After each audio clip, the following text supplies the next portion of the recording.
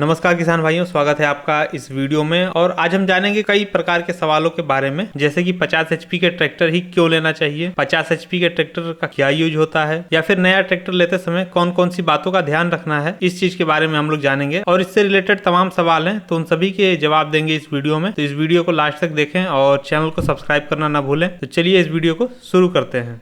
तो अगर सबसे पहले सवाल की बात करें तो सबसे पहला सवाल है कि 50 एचपी के ट्रैक्टर ही क्यों लेना चाहिए। तो अगर इस सवाल के बारे में अगर हम लोग बात करें तो जो 50 एचपी के कैटेगरी के जो ट्रैक्टर होते हैं वो मल्टीपल एक्टिविटी को परफॉर्म करने में सक्षम होते हैं। इस कैटेगरी के ट्रैक्टर लेने के बाद आपको ये नहीं सोचना है कि मेरा ट्रैक्टर ये काम कर पाएगा या नहीं। आप किसी भी कार्य में अपने ट्रैक्टर को लगा सकते हैं निश्चिंत होकर के, यानी कि आपका जो ट्रैक्टर है वो हर कार्य को करने में सक्षम रहेगा अगर आपका ट्रैक्टर 50 एचपी में है। छोटे से छोटे और बड़े से बड़े काम आसानी से कर सकता है। और दूसरी बात यह है कि इस ट्रैक्टर कैटेगरी के जो ट्रैक्टर होते हैं उनका जो पावर एफिशिएंसी रेशियो होता है वो काफी अच्छा होता है। पावर एफिशिएंसी रेशियो का मतलब होता है कि ट्रैक्टर कम फ्यूल में ज्यादा से ज्यादा पावर आपको प्रोड्यूस करके देगा। जो 50 एचपी के कैटेगरी के जो ट्रैक्टर होते हैं इनको माना जाता है कि ये कम फ्यूल में ज्यादा काम आपको देते हैं करके, इसीलिए लोग 50 एचपी के कैटेगरी के ट्रैक्टर को ज्यादा पसंद करते हैं। और इस समय आप लोग देख भी रहे हैं कि 50 एचपी हो गया, 45 हो गया या फिर 60 हो गया, इस रेंज के जो ट्रैक्टर होते हैं उन पे लोग ज्यादा इस समय ध्यान दे रहे हैं। क्योंकि एक और कारण सबसे बड़ा है क्योंकि जो इम्प्लीमेंट हैं वो भी इस समय बड़े हो गए हैं, यानी कि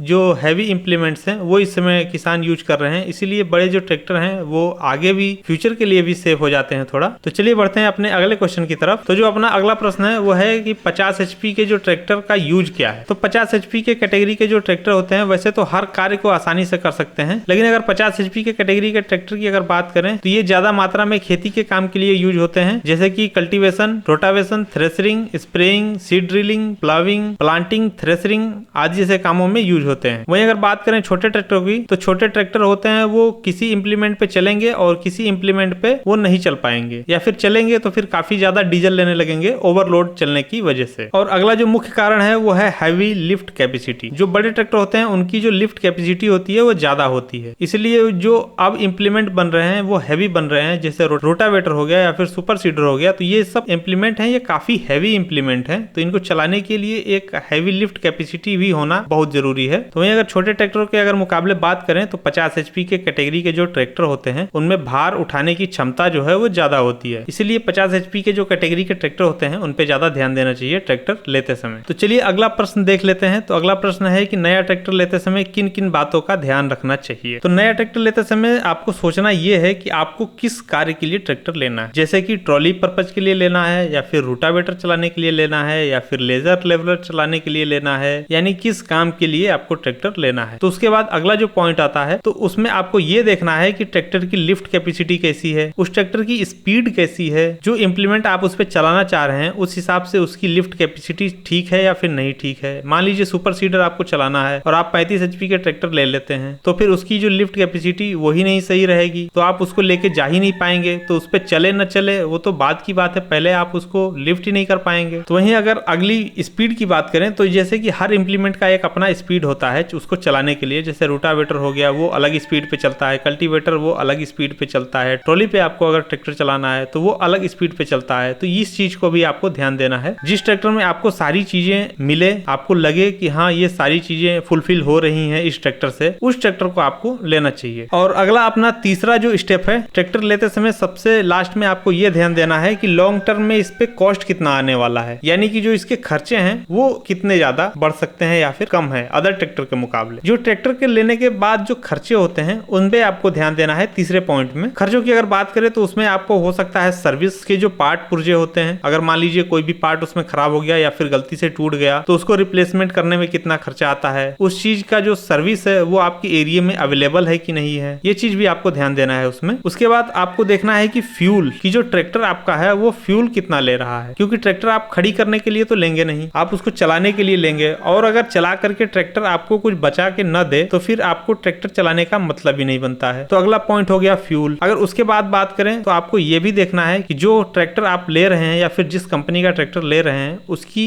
आफ्टर सेल सर्विस कैसी है, या फिर आप उसको 8 साल 10 साल बाद अगर चला करके बेचना चाहें या फिर 4 साल 5 साल चला करके बेचना चाहें, आपको उससे बड़े कैटेगरी में ट्रैक्टर चाहिए तो आप अगर उसको बेचना चाहें तो वो ट्रैक्टर कोई ले लेगा या फिर नहीं लेगा। बहुत सारी कंपनी ऐसी हैं जिनका ग्रेड डाउन हो गया है, उस कंपनी की जो ट्रैक्टर्स हैं वो लोग लेना पसंद नहीं कर रहे हैं। तो ऐसा नहीं कि आपको सस्ता मिल रहा है तो आप उस कंपनी का ट्रैक्टर ले लें, उसके बाद से आप उसमें फंस जाएं। तो इस चीज का भी आपको ध्यान देना है कि कंपनी जो है वो भी आपको अच्छा देखकर ही लेना है। चलिए बढ़ते हैं अपने अगले सवाल की तरफ। तो जो अपना अगला सवाल है वो है 50 HP के ट्रैक्टर किन किसानों को लेना चाहिए। तो मेरे हिसाब से 50 HP के जो ट्रैक्टर हैं या फिर इस कैटेगरी के जो ट्रैक्टर हैं वो मध्यम वर्गीय किसान या फिर इससे थोड़े बड़े किसान हैं वो ले सकते हैं। जिनके पास 5 एकड़ से ऊपर जमीन है वो इस ट्रैक्टर के बारे में जा सकते हैं। अगर इससे कम जमीन है तो आपको इससे छोटे ट्रैक्टर में भी आपको सारी चीजें मिल जाती हैं। तो अपने अगले सवाल की बात करें तो अगला जो सवाल है कि कौन से कंपनी का ट्रैक्टर लें। अभी हमने कुछ समय पहले ही बात किया इस चीज के बारे में, इससे पिछले वाले क्वेश्चन से पहले, कि आपको उस कंपनी का ट्रैक्टर लेना है जो कंपनी आपकी एरिया में ट्रैक्टर उपलब्ध करा पाए, उस चीज की सर्विस उपलब्ध करा पाए,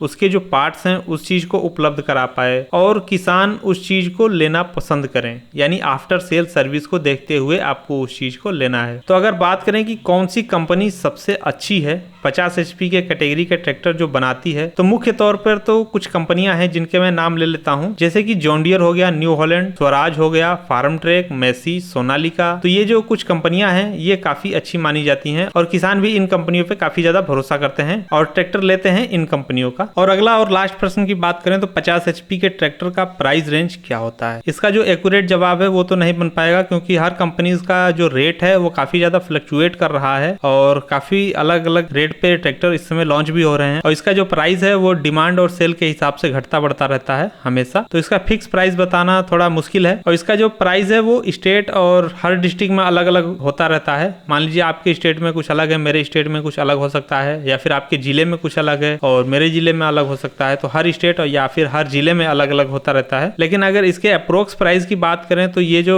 50 HP के जो ट्रैक्टर होते हैं ये 8 लाख से 10 लाख तक के बीच में आसानी से मिल जाते हैं और ये डिपेंड करता है कि आप 2 व्हील ड्राइव लेना चाह रहे हैं या फिर 4 व्हील ड्राइव, तो उस हिसाब से थोड़ा सा पेमेंट इधर उधर हो सकता है। तो ये कुछ रहे सवाल और उनके जवाब। तो वीडियो आपको कैसा लगा? उम्मीद करते हैं कि वीडियो आपको अच्छा लगा होगा। तो वीडियो को एक लाइक करके जरूर जाएं। नया चैनल है इसलिए काफी लोग इसको केवल वीडियो देख करके और चले जाते हैं, वीडियो को लाइक नहीं करते और चैनल को सब्सक्राइब नहीं करते। तो वीडियो को लाइक जरूर करें और चैनल को सब्सक्राइब करना ना भूलें। तो चलिए मिलते हैं ऐसी ही कोई नई इन्फॉर्मेटिव वीडियो के साथ। तब तक के लिए जय हिंद, जय भारत।